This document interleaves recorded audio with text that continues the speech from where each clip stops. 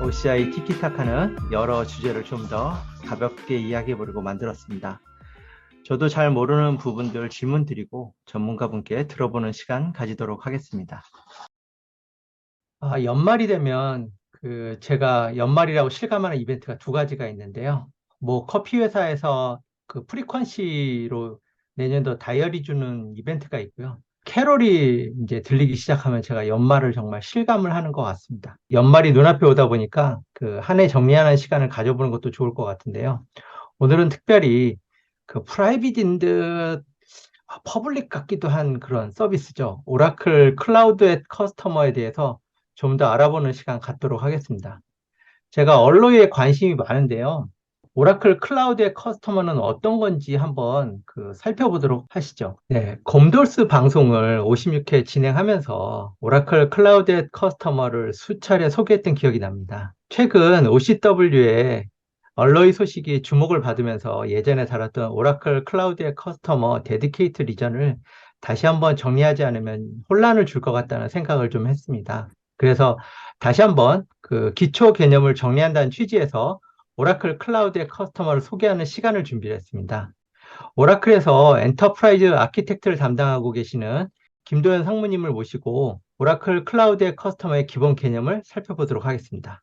이전 동영상에서 간간히 오라클 클라우드의 커스터머에 대해 소개한 적이 있었는데요. 여전히 좀 그 개념을 좀 어려워하시는 분들이 계신 것 같습니다. 이제 시간이 많이 지나서 까먹으신 분들도 있는 것 같아서요. 그래서 오늘 도현 왕장님을 모시고 오라클 클라우드의 커스터머에 대해서 좀 더 쉽게 그리고 재미있게 소개를 좀 드리고자 합니다. 안녕하세요, 도현 왕장님. 안녕하세요. 도연왕자 김도연입니다. 예.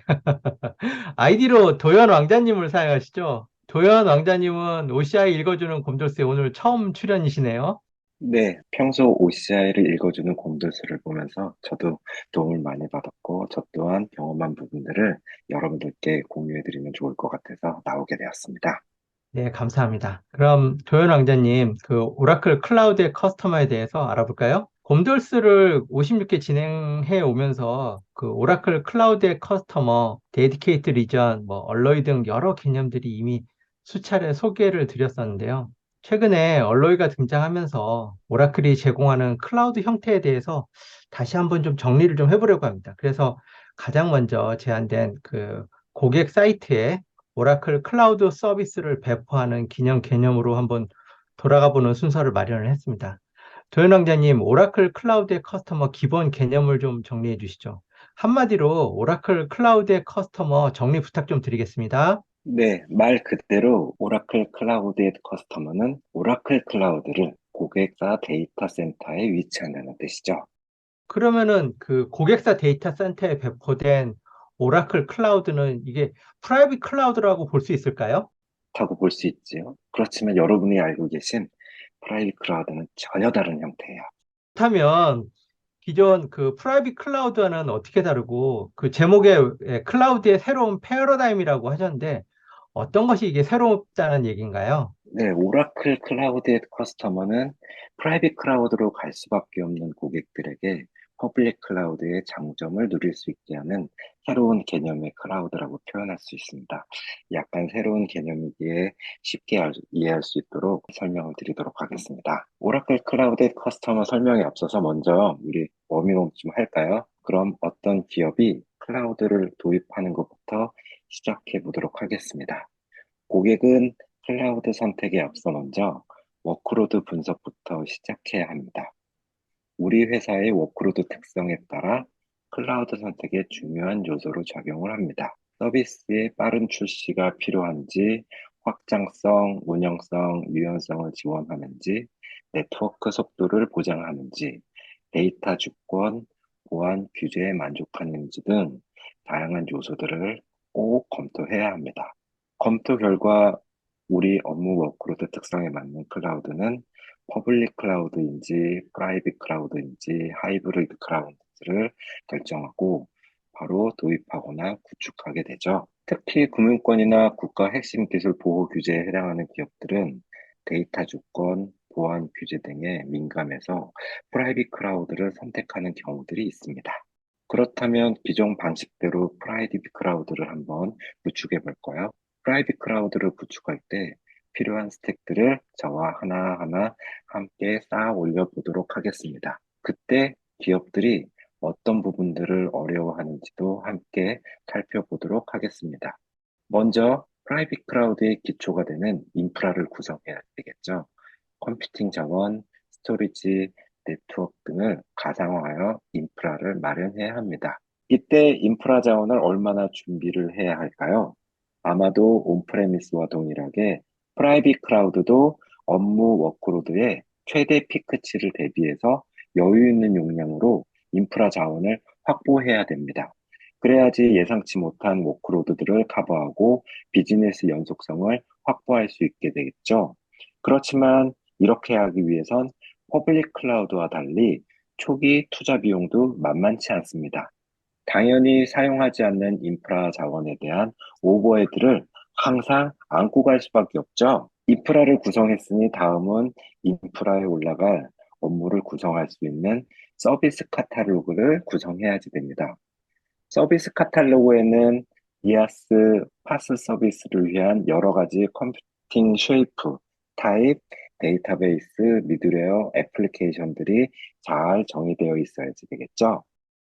예, 그 클라우드를 구성한 후에 그 카탈로그에 게시한 후에 이 사용자들이 클라우드 자원을 선택해서 쓸 수 있게끔 하는 그 카탈로그 역할도 크겠고, 그다음에 사용자가 선택한 후에 잘 사용할 수 있도록 오케스트레이션 그 엔진도 필요하다고 정리할 수 있겠네요. 그 서비스 카탈로그와 오케스트레이션 엔진을 운영할 때 고객사들의 어려움이나 이런 건 좀 있지 않을까요?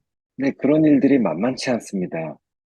현재 기업들이 사용하는 표준 소프트웨어, 인스턴스 타입, 쉐이프뿐만 아니라 최신 소프트웨어의 호환성, 안정성 등 향후 적용을 위해 지속적인 테스트와 검증을 해야 하고 카탈로그에 등록을 해야 합니다. 또한 하드웨어 운영체제의 교체에 따른 컴퓨팅 타입, 쉐이프의 변경 또는 테라폼과 같은 자동화 스크립트도 계속 유지 관리가 필요합니다. 다음은 서비스 카탈로그에 정의된 서비스를 잘 배포해야 되겠죠. 기업은 상용이든 오픈소스 기반이든 다양한 프로비저닝 엔진을 통해 클라우드 자원을 배포하게 됩니다. 그러나 안타깝게도 서비스 카탈로그에 이아스, 파스 서비스를 프로비저닝할 수 있는 플랫폼들이 각각 존재합니다. 또한 오케스트레이션 엔진도 계속 진화하고 있고요. 그렇기 때문에 각각의 엔진을 통합 운영, 관리할 수 있는 전문 인력과 기술력 확보의 유지가 관건입니다. 네, 온프라미스에서 그 IT 인력 찾는 것도 요즘 되게 쉽지가 않은데, 클라우드에서 전문가들을 새로 찾는 것들이 정말 만만치가 않은 일이거든요. 최근에 그 주변에 들어보면 기업들이 사내에서 클라우드 인력 양성을 위해서 정말 애쓰고 있는 점들이 포착이 많이 되는데요. 네, 맞습니다. 다음은 클라우드를 운영하고 관리하기 위해서 워크플로우, 모니터링, 빌링, 미터링 그런 기능들도 꼭 필요하죠. 특히 부서별 또는 계열사별로 클라우드 자원을 얼마나 사용하는지, 어떻게 비용 청구를 할지 기업의 운영에 중요한 요소이기도 합니다. 그러나 프라이빗 클라우드는 보시다시피 그리 간단한 플랫폼이 아니죠. 여기에는 수많은 관리 포인트들이 존재합니다. 문제 발생 시 어떤 부분에서 어떤 문제가 발생했는지 신속하게 파악하고 조치하는 게 만만치가 않습니다. 예를 들어서 예전에 제가 오픈 스택을 경험해 보았는데 어떤 문제가 발생을 했어요. 그때 노바 문제였는지, 싱더 문제였는지, 뉴트론 문제였는지 정말 파악하기가 어려웠습니다. 예, 그 말씀 잘 들었습니다.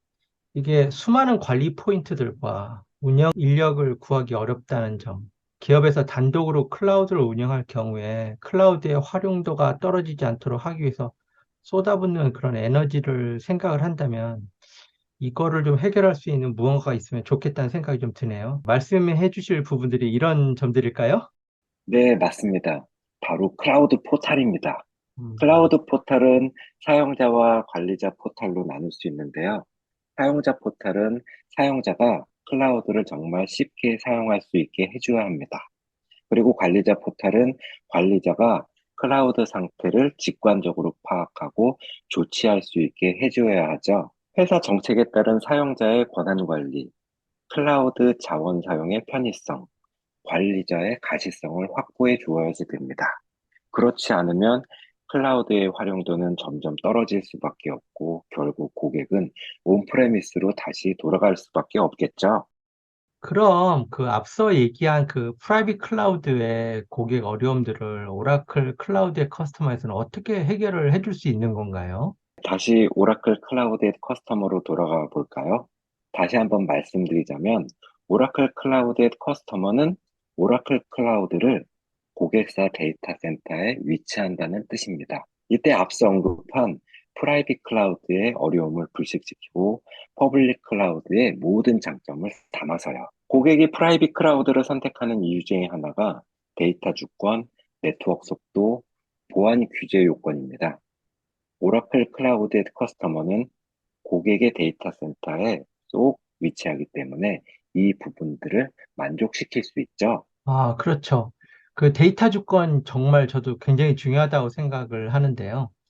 KT 클라우드 센터 광고에도 내 데이터는 내 나라에 둬야지면서 그 데이터 주권을 강조하는 걸 본 적이 있는데요. 이것과 클라우드의 커스터머 어떤 연관이 있는지 좀 궁금하긴 하네요. 퍼블릭 클라우드의 서비스를 그대로 고객 데이터 센터에 넣어드리고요. 이때 퍼블릭 클라우드 상에 OCI와 동일한 과금 체계나 SLA를 그대로 적용시켜 드립니다.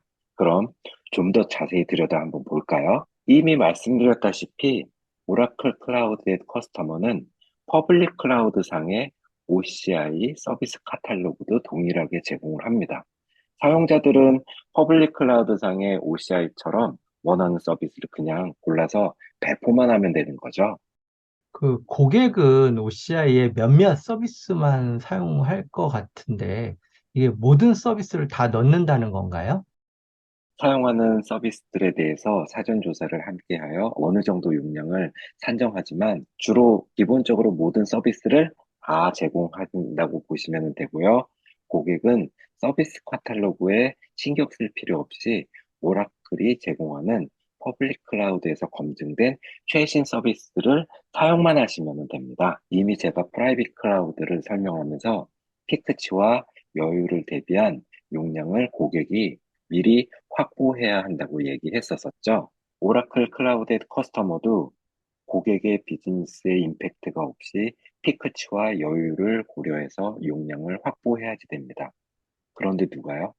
오라클이 합니다. 오라클은 고객과 협의하여 여유 용량을 미리 확보해 놓습니다. 그리고 고객은 계약한 금액에서 마음대로 사용하시면 됩니다. 만약 계약된 금액을 넘어서 발생한 금액은 추가로 지불만 하시면 되는 거죠. 고객은 인프라 자원에 대해 어떠한 초기 투자 비용이나 관리 비용이 전혀 들지 않습니다. 정말 그 퍼블릭 클라우드 같은 프라이빗 클라우드네요.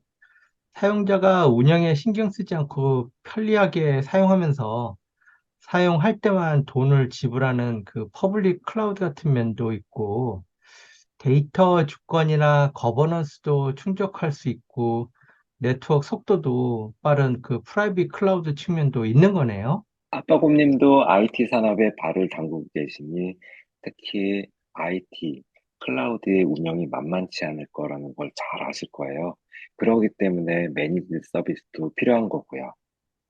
네, 맞습니다. 저, 저거 운영하려고 그러면 정말 한두 끝도 없을 것 같은데, 그럼 그 오라클 클라우드의 커스터머에서 운영은 어떻게 되나요? 오라클은 고객 데이터 센터에 오라클 클라우드 커스터머를 구성하고 직접 모든 클라우드 인프라 자원과 서비스에 대한 모니터링, 패치, 서비스 카탈로그 등을 운영하고 관리합니다.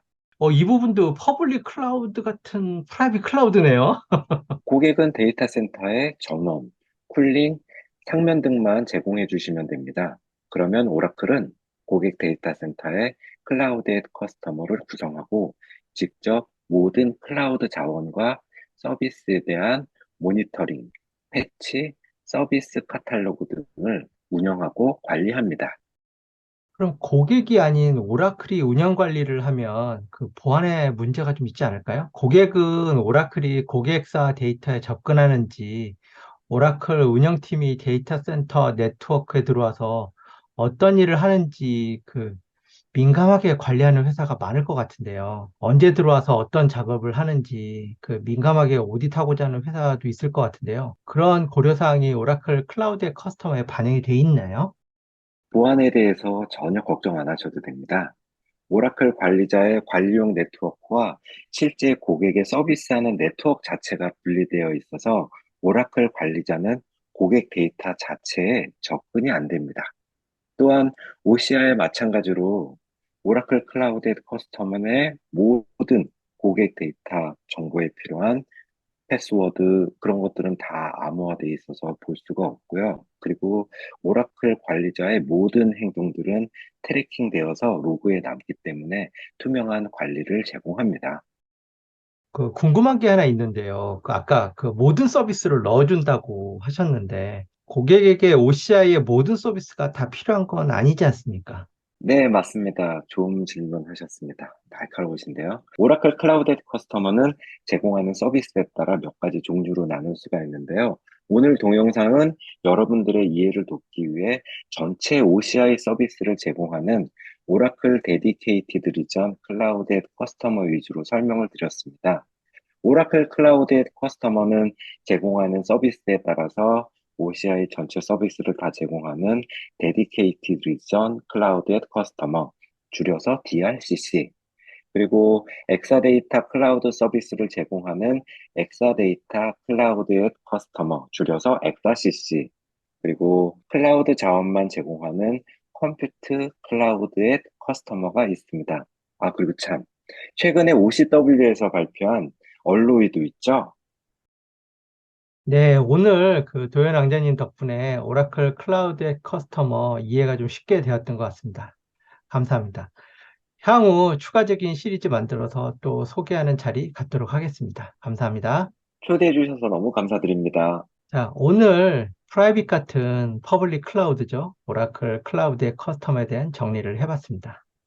요즘 클라우드에 대한 관심은 많은데 컴플라이언스 이슈라든지 아니면 데이터 주권 관련된 그런 제약들 때문에 쉽게 전환하지 못하는 회사들을 위해서 프라이빗 같은 그런 퍼블릭 클라우드 서비스 소개의 시간을 가져봤습니다. 오늘도 유익한 티키타카 시간 가져봤습니다. 관심 있으신 주제 있으시면 언제든 질문해 주시고 질문 주신 의견들은 적극적으로 티키타카에 반영해서 다음번 티키타카에서 진행해 보도록 하겠습니다. 지금까지 아빠곰. 도현 왕자입니다. 네, 감사합니다.